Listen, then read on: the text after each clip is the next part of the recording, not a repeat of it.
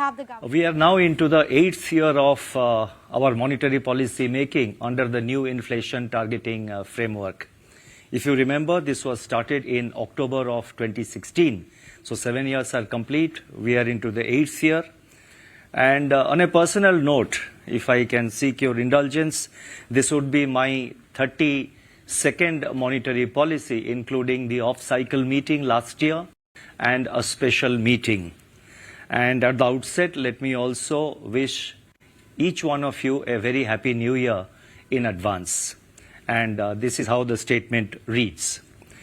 As 2023 comes to an end and a new year begins, the long-awaited normality still eludes global economy. The years 2020 to 2023 will perhaps go down in history as the period of great volatility, comprising a host of black swan events in quick succession. The global economy is showing signs of slowdown, though unevenly across geographies and sectors. The emerging market economies, that is EMEs, as a group have remained resilient during the current bout of volatility, unlike previous episodes. While headline inflation has receded from the highs of last year, it remains above target in many countries. Core inflation continues to be sticky, impeding the last mile of disinflation.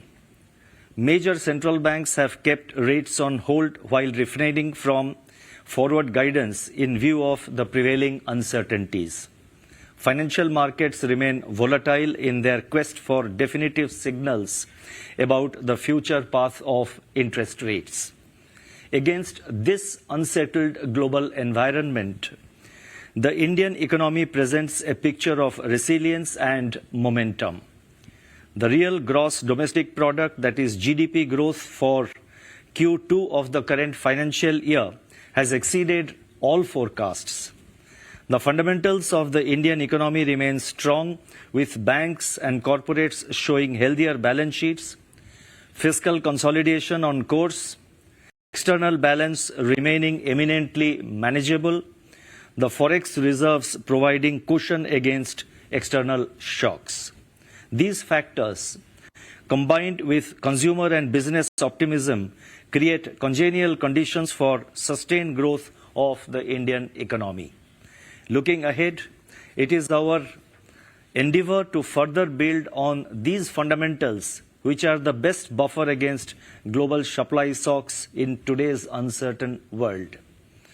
Let me now turn to the decisions and the deliberations of the Monetary Policy Committee, which was held, as you know, on 6th, 7th and today 8th of December. After a detailed assessment of the evolving macroeconomic and financial developments and the outlook, of course, the Monetary Policy Committee decided unanimously to keep the policy repo rate unchanged at 6.5%. Consequently, the standing deposit facility rate remains at 6.25%, and the marginal standing facility, that is MSF rate, and the bank rate at 6.75%. The MPC also decided by a majority of 5 out of 6 members to remain focused on withdrawal of accommodation to ensure that inflation progressively aligns to the target while supporting growth. I shall now briefly set out the rationale for these decisions. Since the last policy, CPI headline inflation moderated to 4.9% in October from 7.4% in July. The moderation was observed in all components of CPI, namely food, fuel, and core, that is CPI excluding food and fuel. There has been broad-based easing in core inflation, which is indicative of successful disinflation through monetary policy actions. The near-term outlook, however, is masked by risks to food inflation, which might lead to an inflation uptick in November and possibly in December. This needs to be watched for second-round effects, if any.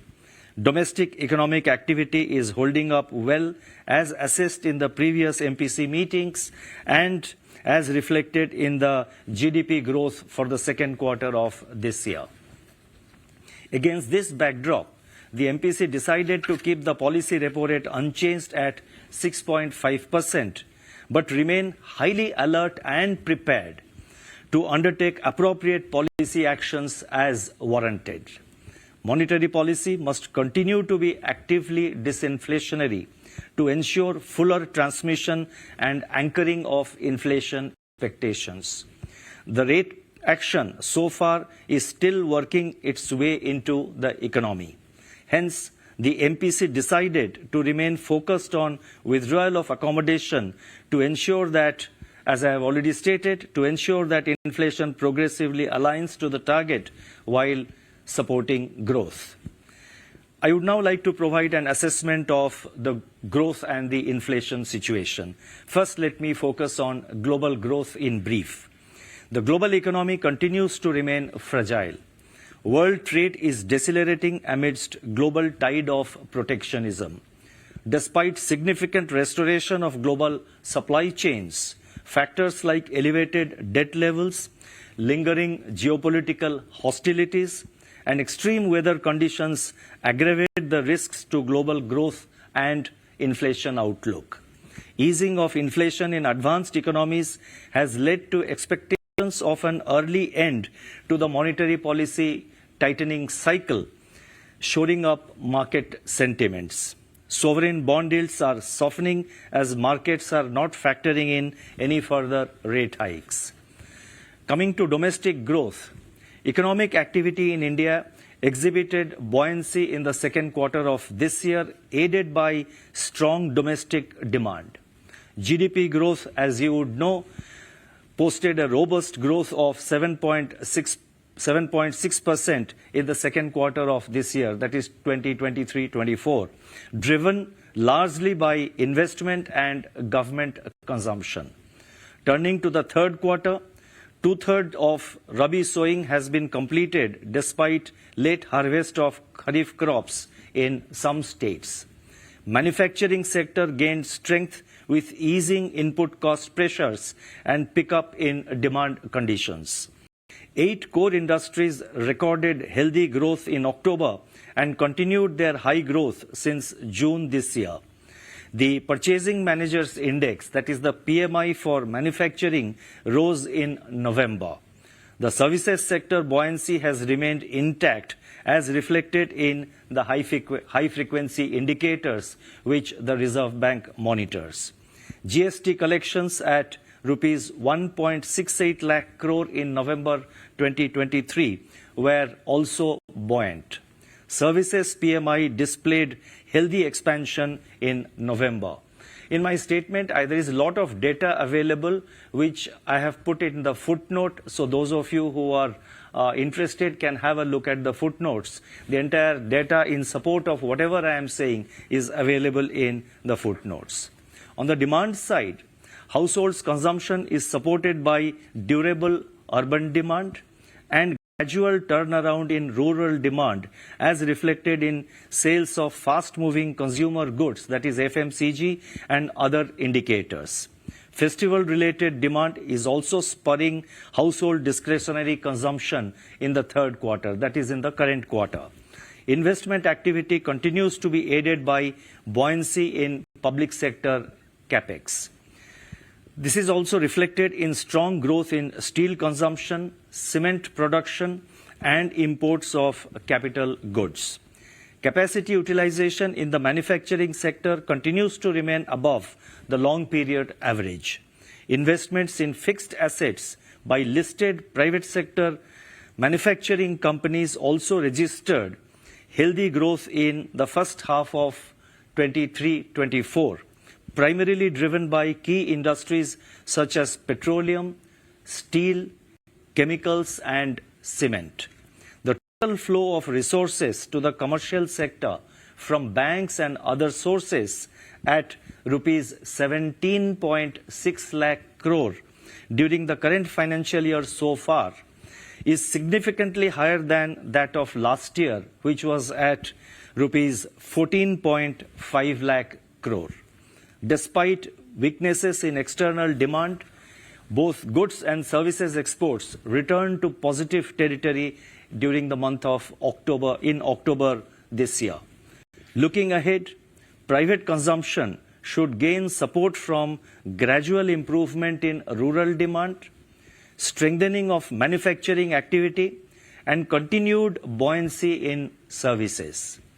The healthy twin balance sheets of banks and corporates, high capacity utilization, continuing business optimism, and government's thrust on infrastructure spending should propel private sector capex.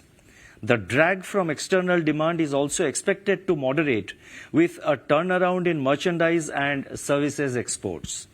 The protracted geopolitical turmoil, volatility in global financial markets, and growing geoeconomic fragmentations, however, pose risks to the outlook.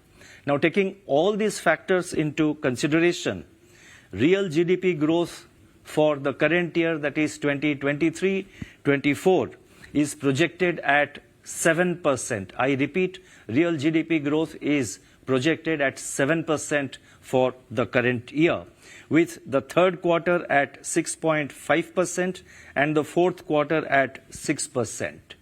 Real GDP growth for next year, and we have provided the figures for the first three quarters of next year. So real GDP growth for the first quarter of 24-25 is projected at 6.7%, for Q2 at 6.5%, and Q3 at 6.4%. The risks are evenly balanced. I would now like to turn to inflation. Food inflation, which was in double digits in July, has since then moderated to 6.2% in October, with correction in vegetable prices. Fuel inflation slipped into deflation since September, primarily reflecting the sharp fall in LPG prices in end August.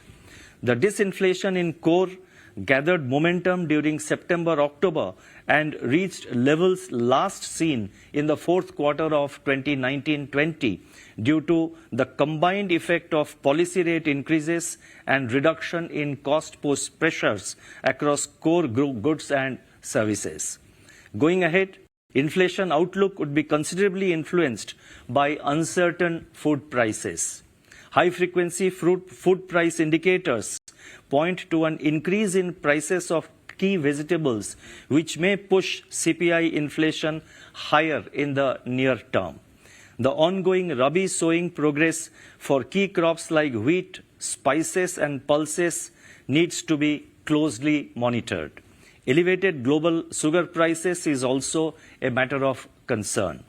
On the positive side, global commodity prices, particularly agricultural commodities, have softened except rice. For highly import-dependent food items like edible oils, international prices continue to remain soft. Domestic milk prices have stabilized. Proactive supply-side interventions by the government are also containing domestic food price pressures. Crude oil has softened considerably, though it may remain volatile. Taking into account these factors and on the assumption of normal monsoons, CPI inflation is projected at 5.4% for the current year, that is 2023-24, with the third quarter at 5.6% and the fourth quarter at 5.2%. CPI inflation, and here again we are giving for the first three quarters of next year, CPI inflation for the Q1 24-25 is projected at 5.2%, Q2 at 4%, and Q3 at 4.7%. The risks are evenly balanced. Now,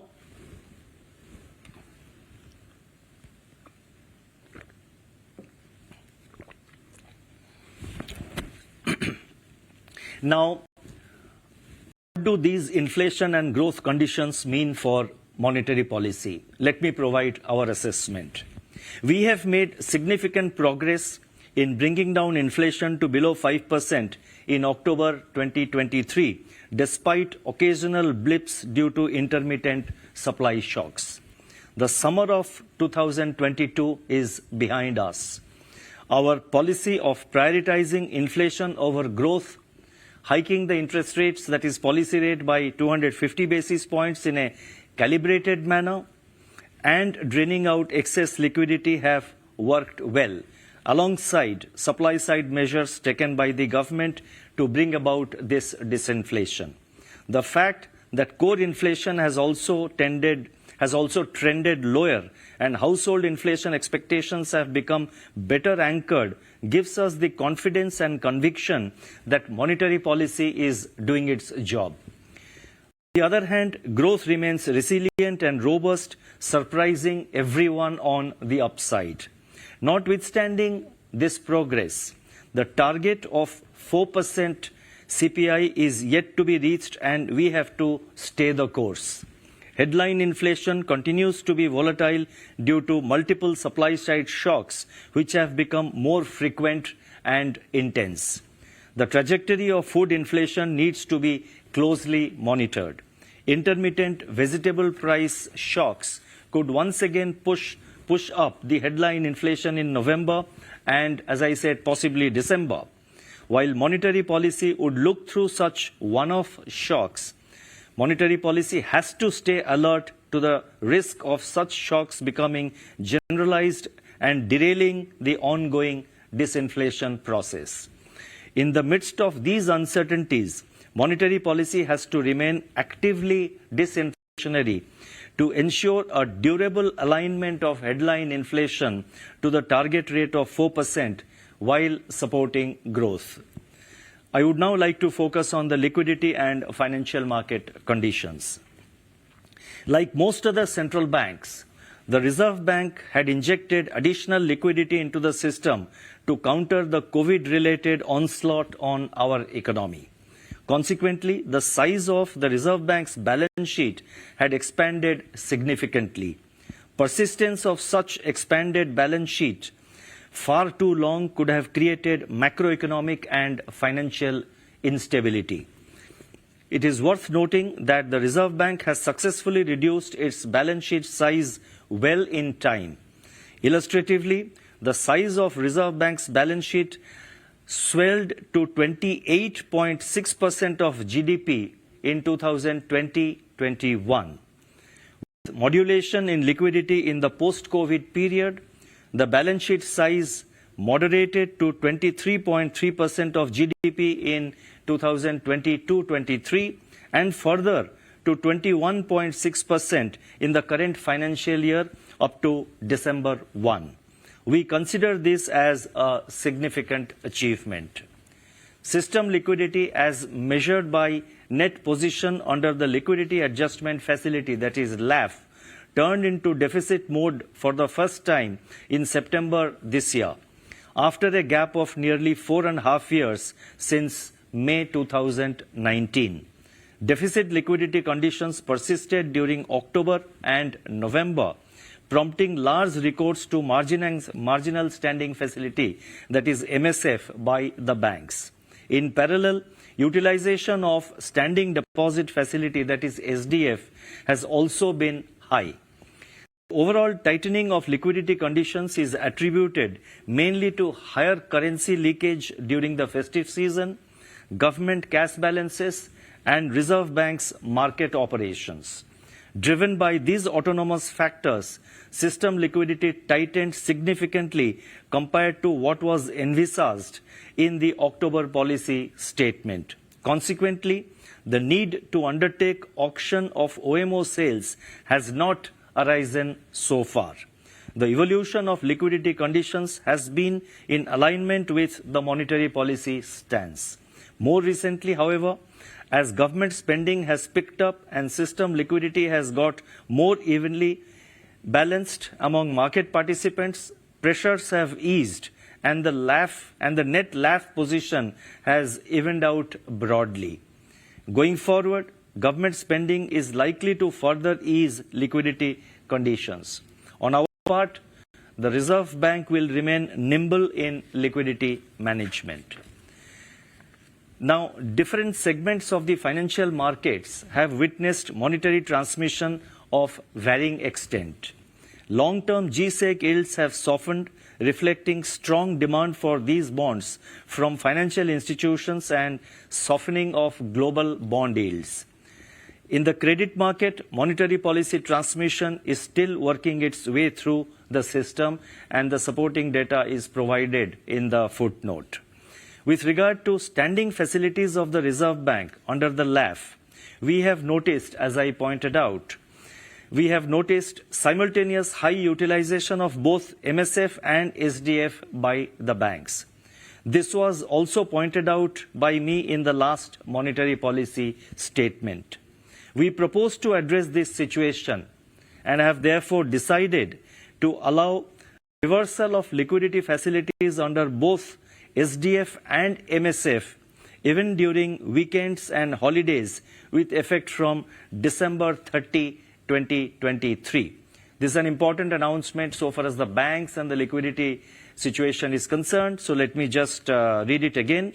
We have decided to allow reversal of liquidity facilities under both SDF and MSF even during weekends and holidays with effect from December 30 this year, that is December 30, 2023.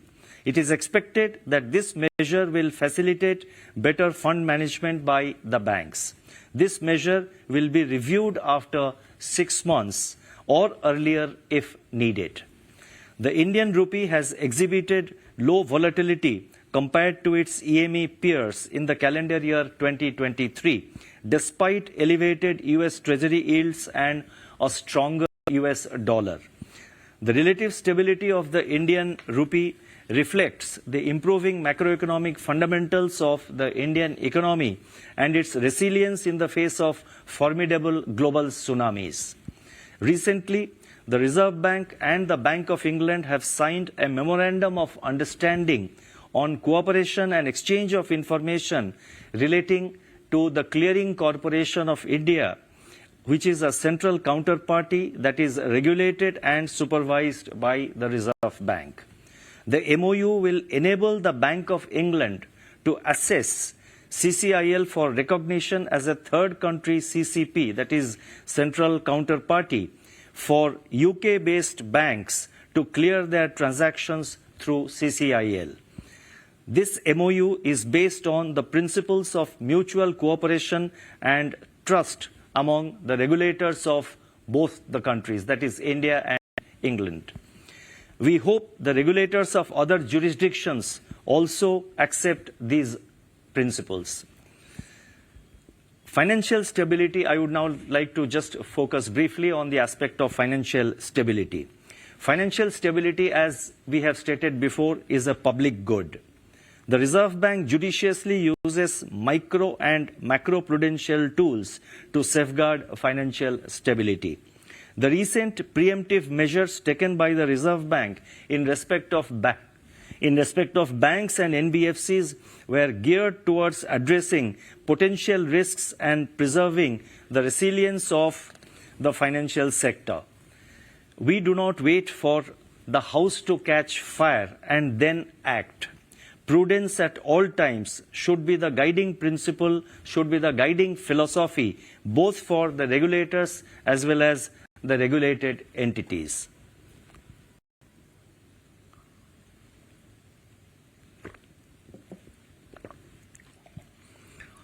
I now propose to turn to the external sector.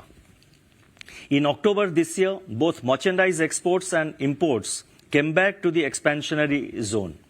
Services exports remained buoyant during the second quarter of this year. India has remained the top remittance receiving country. The net balance under services and remittances is expected to partly offset India's current account deficit and keep it within the parameters of viability. On the financing side, foreign portfolio investment, that is FPI flows, have seen a significant turnaround during the current year, with net FPI inflows of US 24.9 billion up to December 6, as against net outflows in the preceding 2 years. Net foreign direct investment, that is FDI, on the other hand, moderated to US dollar 10.4 billion in April-October this year from US dollar 20.8 billion a year ago. Net inflows under external commercial borrowings, that is ECBs, and non-resident deposit accounts are, however, much higher than last year. India's external vulnerability indicators exhibit higher resilience in comparison with EME peers, as well as since the taper tantrum period. India's foreign exchange reserves stood at 604 billion US dollars as on 1st December 2023. We remain confident of meeting our external financial requirements comfortably. I would now like to announce certain additional measures. First one relates to review of regulatory framework for hedging of foreign exchange risks. The regulatory framework for foreign exchange derivative transactions was last reviewed in 2020. Based on market developments and feedback received from market participants, the extant regulatory framework for forex derivative transactions has been refined and consolidated under a single master direction. This will further deepen the forex derivatives market by enhancing operational efficiency and ease of access for the users. The next announcement relates to framework for connected lending. The extant guidelines on connected lending are limited in scope. It has been decided to come out with a unified regulatory framework on connected lending for all regulated entities of the Reserve Bank. This will further strengthen the pricing and management of credit by the regulated entities. The next announcement relates to regulatory framework for web aggregation of loan products. The Reserve Bank had introduced the regulatory framework for digital lending in August-September 2022. The digital lending ecosystem also comprises of services that aggregate loan offers from various lenders, and this is called web aggregation of loan products. Now, this is meant for the guidance of the customers. It enables the customers to decide which loan product to opt for. Several concerns relating to such web aggregation of loan products which harm consumers' interest have come to our notice. It has therefore been decided to lay down a regulatory framework for web aggregation of loan products. This is expected to result in enhanced customer centricity and transparency in digital lending. Next announcement relates to setting up of a fintech repository. Financial entities like banks and NBFCs in India are increasingly partnering with fintechs. For better understanding of developments in the fintech ecosystem and to support this sector, it is proposed to set up a fintech repository. This repository will be operationalized by the Reserve Bank Innovation Hub in April 2024 or earlier. Fintechs would be encouraged to provide relevant information voluntarily to this repository. The next announcement, there are two announcements relating to UPI. The first announcement relating to UPI is for enhancing the UPI transaction limit for specified categories. The limit for various categories of UPI transactions have been reviewed from time to time. It is now proposed to enhance the UPI transaction limit for payment to hospitals and educational institutions from rupees 1 lakh to rupees 5 lakh per transaction. This will help the consumers to make UPI payments of higher amounts for education and healthcare facilities, for education and healthcare purposes. The second announcement relating to UPI relates to, it relates to e-mandates for recurring online transactions. It's actually, it's a much broader announcement. It relates to e-mandates for recurring online transactions, and specifically it focuses on enhancement of limit for specified categories. E-mandates for making e-mandates for making payments of recurring nature have become popular among customers. Under this framework, an additional factor authentication is currently required for recurring transactions exceeding rupees 15,000. It is now proposed to enhance this limit to 1 lakh rupees per transaction for recurring payments for mutual fund subscriptions, insurance premium subscriptions, and credit card repayments.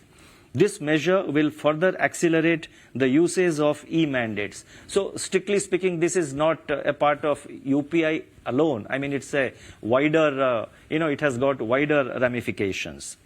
And the last announcement that I have, it relates to establishment of a cloud facility for the financial sector in India. Banks and financial institutions are maintaining an ever-increasing volume of data. Many of them are utilizing the cloud facilities for this purpose. The Reserve Bank is working on establishing a cloud facility for the financial sector in India for this purpose. Such facility would enhance data security, integrity, and privacy. It would also facilitate better scalability and business continuity. The cloud facility is intended to be rolled out in a calibrated fashion over the medium term. I would now like to conclude. In a global economy clouded by uncertainties, monetary policy actions and communication can be a stabilizing force by anchoring the expectations of economic agents. Clarity and consistency in action and communication is a time-tested principle for effective monetary policy.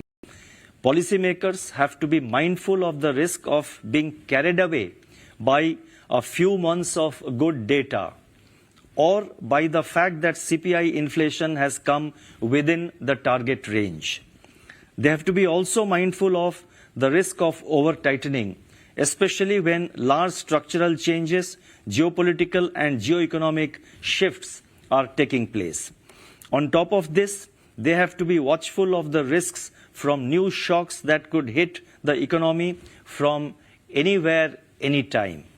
We have now reached a stage when every action has to be thought through even more carefully to ensure overall macroeconomic and financial stability. More so because the conditions ahead could be fickle. We have to remain vigilant and ready to act as per the evolving outlook. India is better placed to withstand the uncertainty compared to many other countries. As the Indian economy as